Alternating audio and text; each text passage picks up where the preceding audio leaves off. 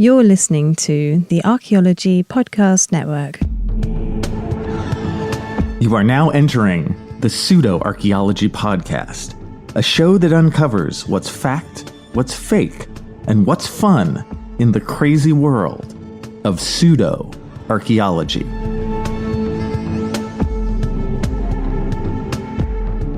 Well, hello and welcome to the Pseudoarchaeology Podcast, episode 190. I am your host, Dr. Andrew Kinkella, and tonight, Treasure Planet versus the Odyssey.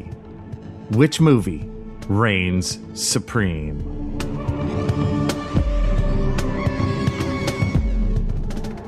So, welcome back, y'all, and I thought today I'd do something a little out of the ordinary, meaning something that I don't think any other human on this planet has ever done before.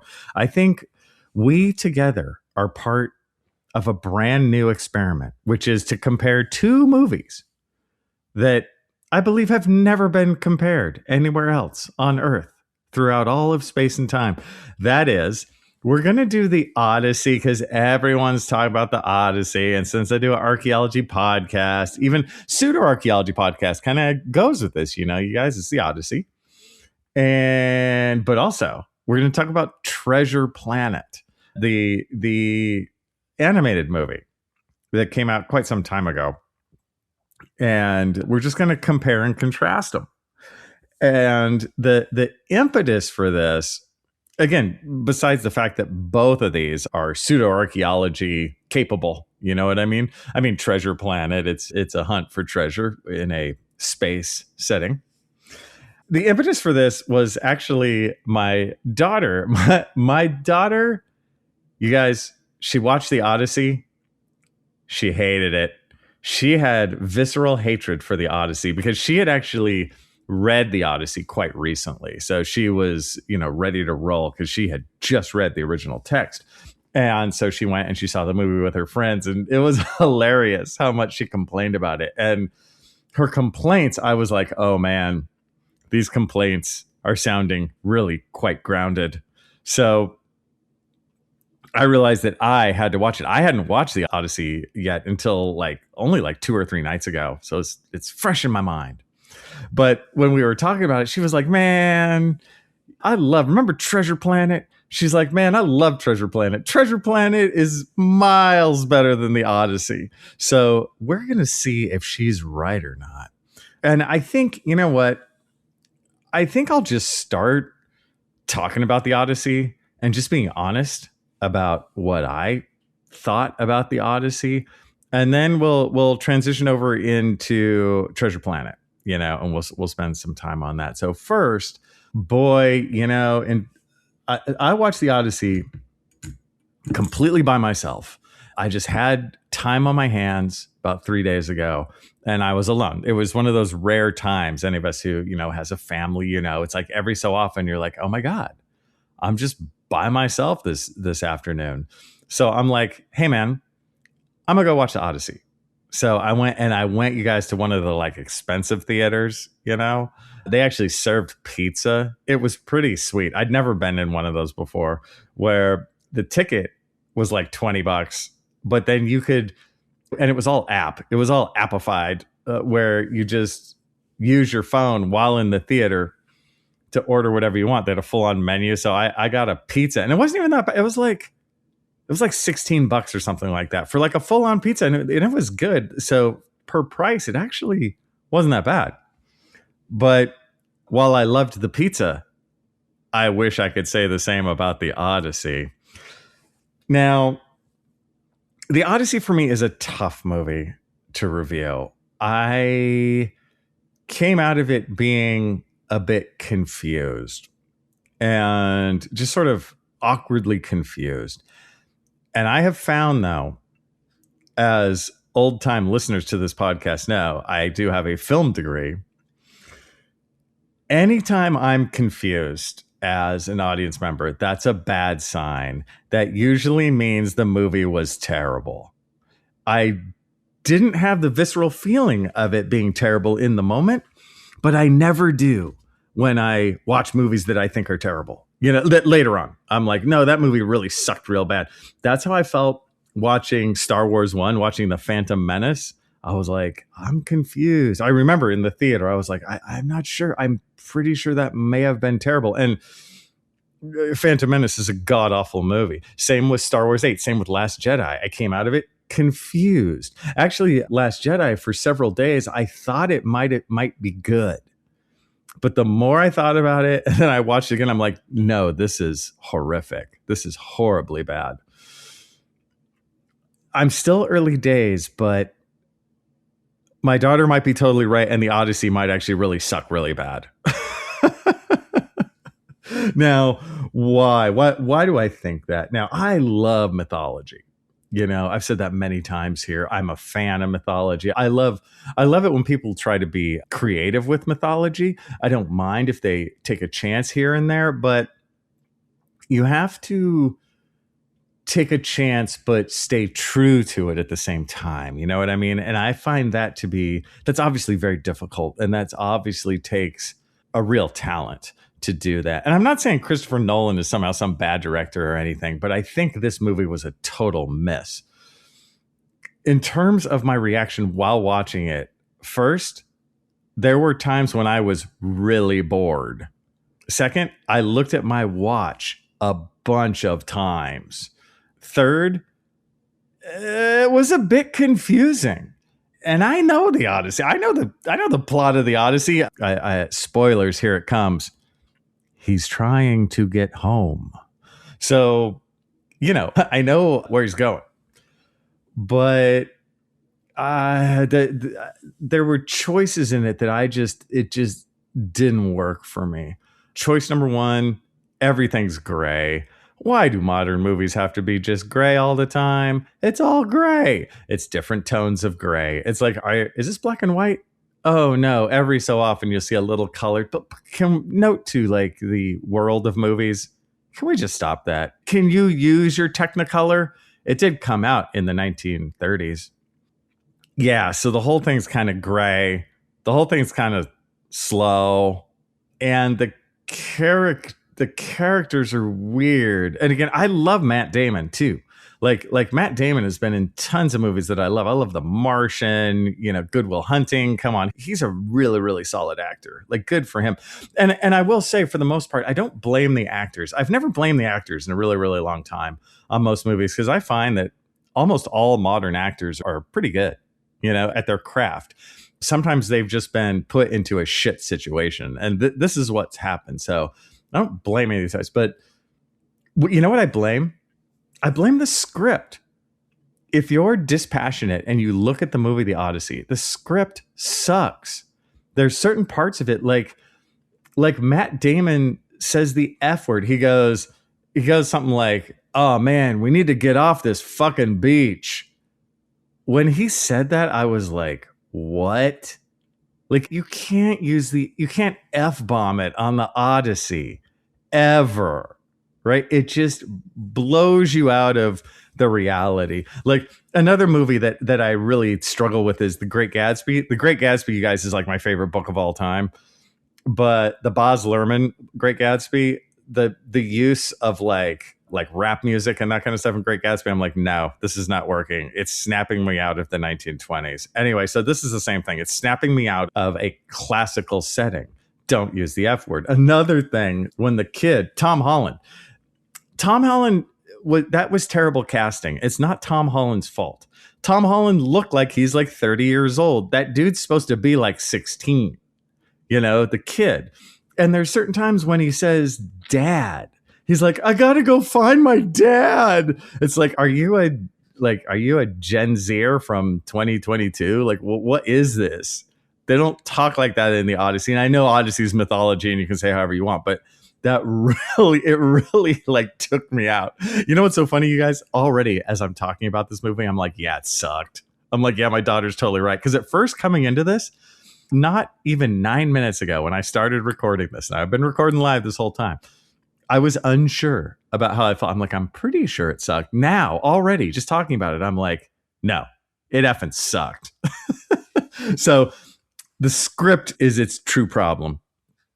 So, and the casting. So it's script plus casting. So Tom Holland as a 16-year-old, my daughter brought up an excellent point, which is they should have just double cast so much of this because Odysseus is gone for 20 years. Let's have younger actors play the younger version. And then the older actors play the older one. That would have been so much better. I couldn't keep it straight because it's like, okay, I see Odysseus at one point, but then I see him again, and I guess he just has more gray hair. Like he looks just like the same guy. It didn't work well. In terms of the casting too, I found the Elliot Page casting, I don't think worked at all. And this has nothing to do with trans or not trans or anything like that. Elliot Page is a person who is 5'1" and he's got to weigh what, like 120? I don't know. This is a physically very, very small individual. And so the movie starts with this person and they're supposed to be like a warrior.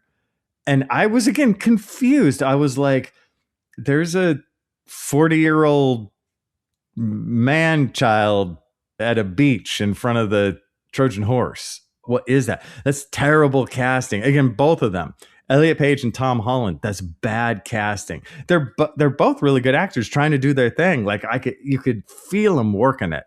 You know, good for them for trying, but they could not get over the casting, right?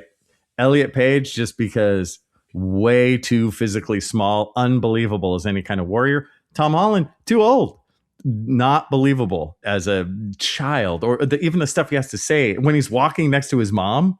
It's like weird, you know. It's like, wait, what? Wait, are they together? You know, it's strange. Just didn't work. I didn't mind the casting of Helen of Troy. I actually think it worked. I thought it worked fine. And again, all the actors working it. I feel for them, but they were in, let's be honest, a piece of shit movie. It just, you know, at the end too, it was very like, wah, well, I guess it's the end, you know. And I felt that they didn't give Odysseus enough of a drive. It's like the deal is he wants to get home. He wants to keep going. He wants to move forward, you know. And when the movie was slogging down so much, I was like, dude, it needs to drive. Come on, you know. It didn't. Slow as hell, you guys. I feel like it's funny. There are certain movies that just get politicized. This is obviously one. But whatever side you're on politically, it doesn't matter. Just watch the movie for your own enjoyment. But you got to be lying to me if you don't think it's a little boring. You know, come on, it's boring. In terms of a couple good parts, I liked the look of the Trojan horse. I thought that was pretty cool. I thought the whole Trojan horse scenes with the Trojan horse, I thought were really good. I liked the giant, or the Cyclops, I should say. I thought the Cyclops was really, really cool. You really kind of felt for him. I found the scenes after that, they go to a land of giants. I found the land of giants completely a waste of time. Yeah, it's cool to see giants running around killing people and stuff, but like it doesn't move the story forward. Like good directors know this, and he wrote the script, you know, too. But that scene needed to be cut out. There's no reason for it. It doesn't move anything forward.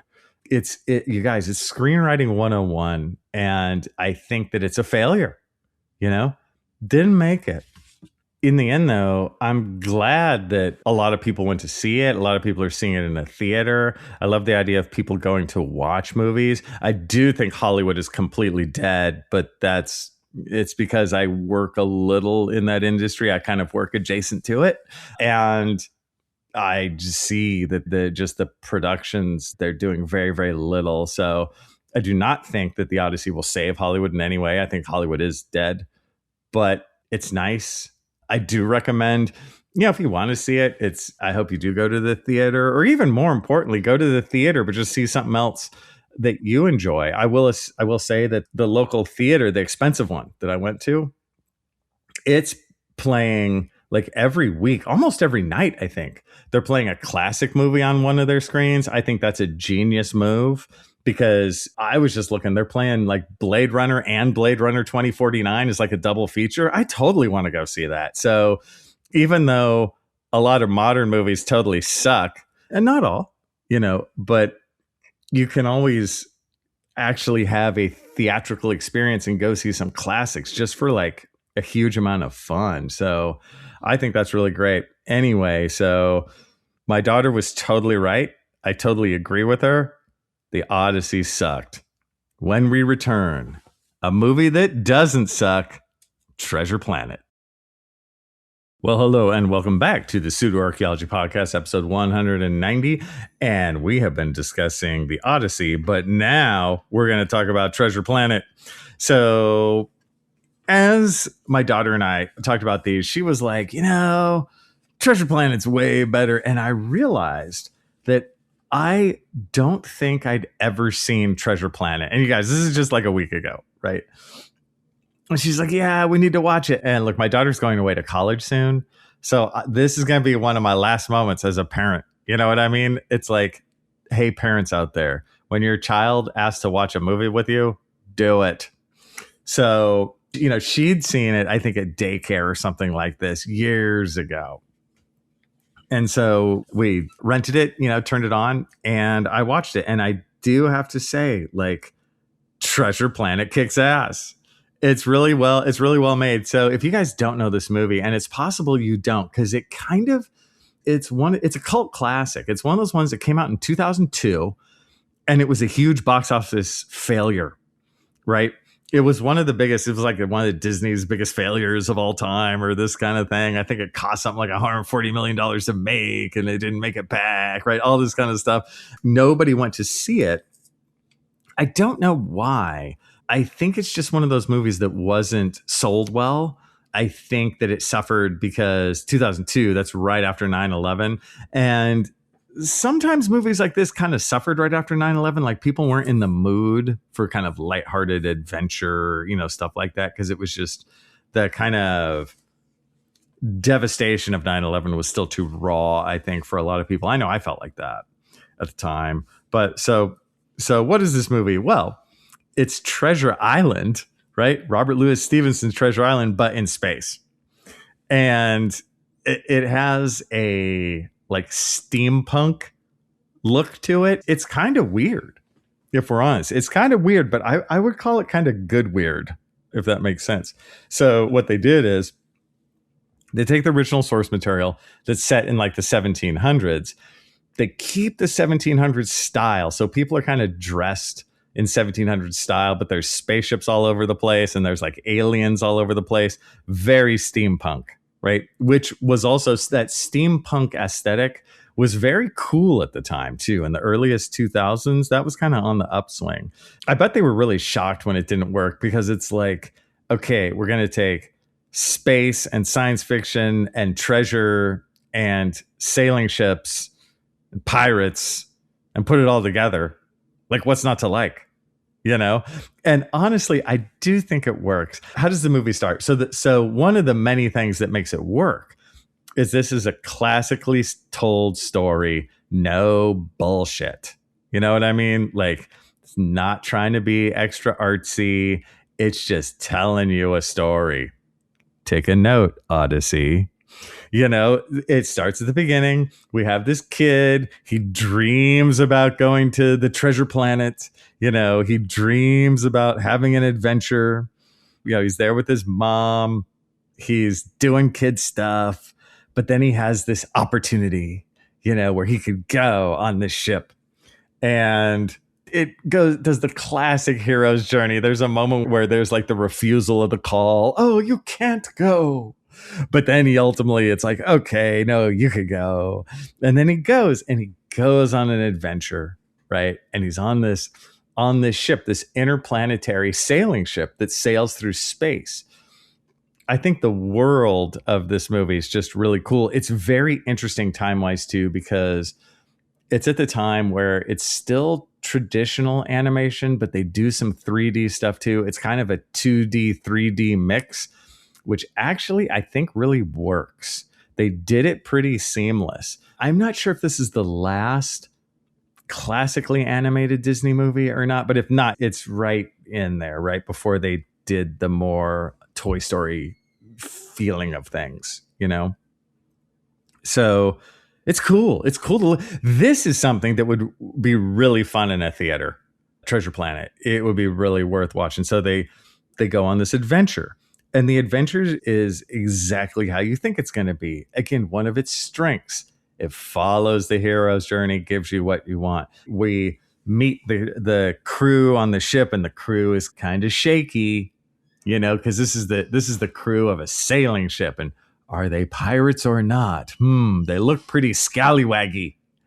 And we meet who is going to be, of course, Long John Silver, but he's in disguise. Oh, I should say the impetus for this whole thing is a sort of alien spacecraft, which is no big deal in this world, crashes at our hero's home, and this old pirate gives him a map. Right as he's dying. This old pirate's it looks like an alien tortoise, a huge alien tortoise guy. So he has this map. It's kind of the key to the whole thing. And they're taking this ship. There's the captain of the ship, which is a woman played by Emma Thompson. This has some big time actors doing the voices. So she plays the really ship shape, really in control, female, strong captain, does a great job. There's exciting moments where there's a supernova and they have to get away from the supernova. While they're there and time goes by, they do a montage where our hero, the kid, gets closer and closer to the pirate, who's obviously going to be the pirate, to Long John Silver. And then, of course, in the least shocking reveal of all, there's a mutiny on this ship. And oh my God, they're pirates after all, And the good guys, meaning the kid and the captain, a couple other friends, escape on the lifeboat and they land at the Treasure Planet. Although, of course, everyone gets there. The good guys get there in the lifeboat, and the bad guys, the pirates, get there on the ship themselves. Now, it's a journey to find the treasure, of course. In what I think is one of the only low points in this movie is they meet a robot character voiced by Martin Short. Now, I love Martin Short. I think Martin Short is funny as hell. He did his Jiminy Glick thing recently on, if any of you saw the Bill Maher show, where Martin Short came out as Jiminy Glick and reviewed Bill Maher's book. That is some of the most hilarious live comedy on any show I've seen ever. It's crazy funny. So Martin Short is funny as hell, but this is a robot who is Martin Short, just in robot form. And I feel like it really detracts from the vibe. It's the casting again, right? Remember when I was like, man, Tom Holland, he's too old. Elliot Page, too small. Martin Short, too over the top. It's too over the top. And so his choices in that world don't make sense. It'd be like, I don't care how crazy and weird you are as the robot, you would never be that weird and wacky. It almost feels like the Martin Short character was shoved in there after some test screenings, and the test audience were like, this is too serious. I don't know if that's true or not, but I'm not the hugest fan of the Martin Short robot. But everything else is so great, I'll let it go. So they're, of course, again, on the search for the treasure. They ultimately figure out that the planet's sort of one big, huge construction. And so they go inside the planet. And of course, the treasure is all the way in the interior. And they ultimately find the treasure, but the treasure's booby trapped. They hit the booby trap. There's all the treasure starts to get sort of sucked away. There's been a constant sort of love-hate between Long John Silver and the kid, which is great. Really well played out. It's a great human relationship because the kid needs a father figure. Long John Silver is that father figure. Long John Silver teaches him stuff. Again, we see this montage where when they're on the ship together before he's revealed as a pirate, teaches him how to do all this stuff. And so there's this real closeness and real sadness, when these characters have to part or whenever they're not liking each other. You feel for them. You're like, oh, I want them to work things out somehow. So ultimately, the treasure's really sucked away and nobody gets it. But of course, Long John Silver gets a little bit of treasure in his pocket. They all leave to go their own ways. As Long John Silver's departing, he throws a couple coins to the kid and it's like, hey kid, help your mom pay for her house because her house was originally destroyed when the original ship crashed. And then ultimately, of course, everyone comes home. And there's sort of without Long John Silver, because he has to go off on his own adventures, but the kid's back, bringing back his new knowledge, right, to his town. And everyone has kind of made it the end. What a great movie. That's what I want. 90 minutes long. You know how many times I looked at my watch? Never. Right? I was into it. It went scene to scene. And I have to tell you guys this. I'm not a huge fan of animation. I'm not, especially as a parent. It's like, I feel like animation gets beaten out of you, because you're watching so many animation things when your child is like 3. When your child's 18, usually you're like, thank God I can just watch normal movies with them, But this was a super fun throwback. It was super fun for me. It's much deeper as the parent because you're sitting there with your child and you're thinking back to all those times when they were 3, So it was meaningful for me. I'm super happy. My daughter even asked me to watch a movie with her, That was cool. But I was struck by how right she was about how much better of a movie this is. And it's become, again, a cult classic. Right, everyone likes Treasure Planet now. And it totally deserves its turnaround. So when we return, my last thoughts on the comparison of these two movies. Hello and welcome back to the Pseudoarchaeology Podcast, episode 190. Oh, you know who's hosting this baby. It's Dr. Andrew Kinkella. Hitting you from the wheels of steel at the midnight hour, my babies. And we are talking about Treasure Planet and the Odyssey. Again, a comparison that nobody's done except me. Of course, I had to rip off the idea from my own child. So there you have it, right? What are my last feelings and views and tits and tats on this? So, you can break this down into all kinds of different parts. Now, the acting in both, good. Acting in the Odyssey, good. Acting in Treasure Planet, good. The script in Treasure Planet, great. Really economical. I love movies that are a bit on the short side where they just go from point A to point B and they don't try and upend what we think's going to happen. That I hate that. I hate it when they're like, we're going to put in a special twist. Oh Christ, please don't. We're going to subvert your expectations.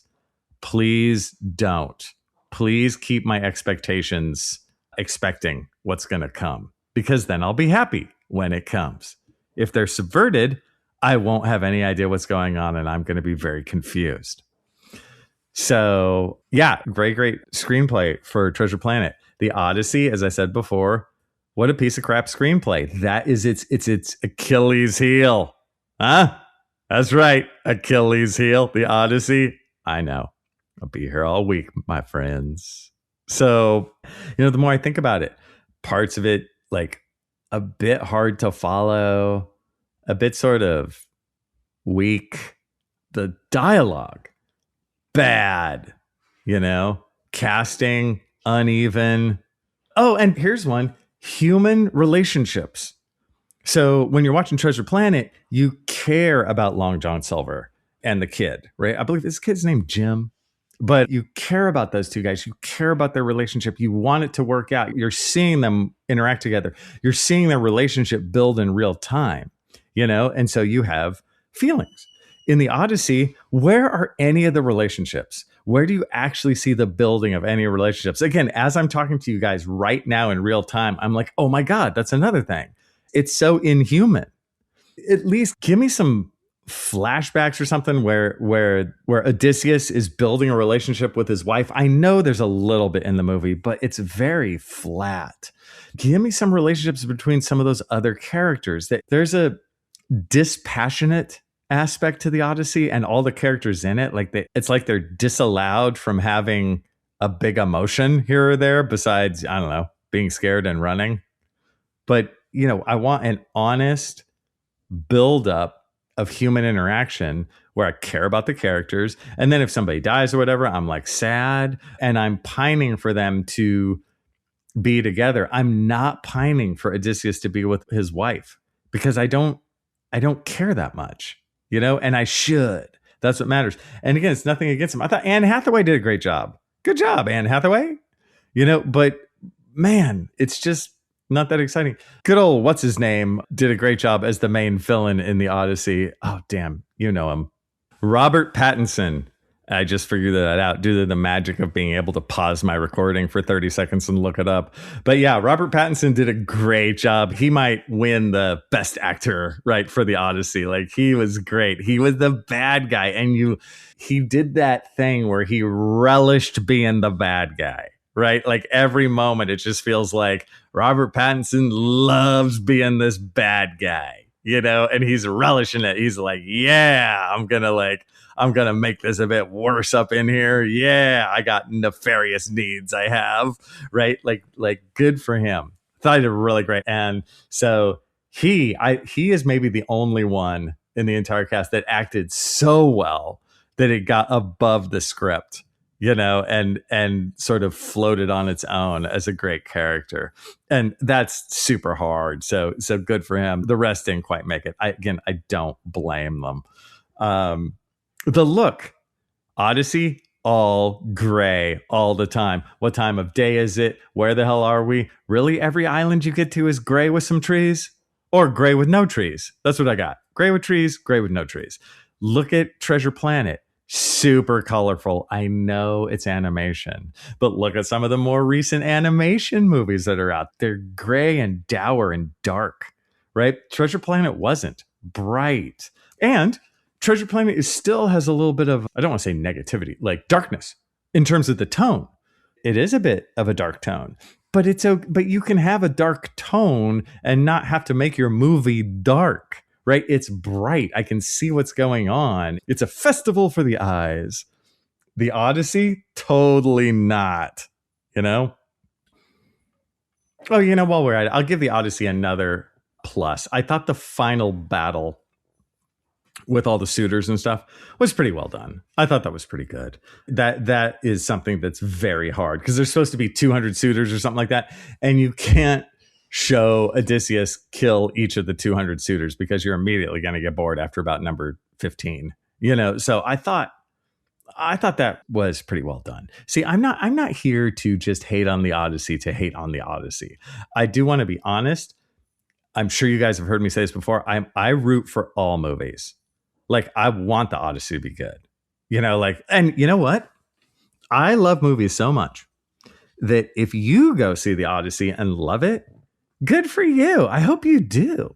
I hope the Odyssey brings joy to you. It didn't for me. And it's continuing to sort of pull my joy away the more I think about it.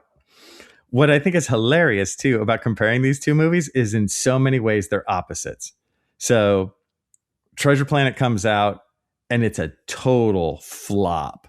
Everyone dislikes it at the time. But then as the days and months and years go on, everything flips and now everyone loves it, right? And now it's like a recommended great movie. It has gotten to its rightful place. I think with the Odyssey, you're going to see the opposite.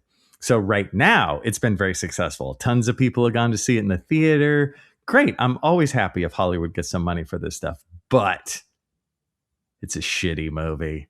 And it's going to start to sink. And I wonder what people will say a year from now, 3 years from now. I think it will have the exact opposite life history as Treasure Planet. I think it will sink and it will more and more just be seen not with hatred or something, but just with who cares? I don't think anybody's going to watch this in like 5 years. I think they'll just be like, huh. Or in 20 years, they'll watch it and be like, oh, yeah, remember that time I went to go watch? Oh, yeah. It's not attractive, and that's important. A movie needs something in it to be attractive, and that can be so many things. It can be the scenery. It can just be the scenery can be attractive. And you want to kind of immerse yourself in the scenery, It, of course, can be the characters. They can be attractive as in being beautiful, or they can be attractive as in being really interesting. Obviously, the story. can attract you and be like, ooh, this story is like really amazing and it's really interesting and cool. But the Odyssey doesn't have it. Treasure Planet does. I think it's so funny. But it's true. So in the end, what do I want to say? Obviously, I like the Treasure Planet, and obviously I did not like the Odyssey. But what I would say, and I've just had to say this so many times, especially in the last decade or so, dear Hollywood, take a note from your old self. Take a note that telling even ancient stories, if you tell them in a normal way, where you're not trying to, quote, subvert expectations, just give it to us straight. And, Treasure Planet is based on Treasure Island that came out, boy, at this point, 200 years ago or so? It's been a long time too. So these are both old stories. Obviously, one is much older than the other, but one of them plays it straight and does exactly what you want. It has an interesting new setting, but it stays to its tone. And even though it's sort of a retold old story, it's retold in a strong, straightforward, fun, colorful, satisfying way. Whereas the Odyssey, retold as a dull, colorless, lifeless slog that's way too long. I do wish it the best, though. And with that, I'll talk to you guys next time. Thanks for listening to the Pseudoarchaeology Podcast. Please like and subscribe wherever you like and subscribe. And if you have questions for me, Dr. Andrew Kinkella, feel free to reach out using the links below or go to my YouTube channel, Kinkella Teaches Archaeology. See you guys next time.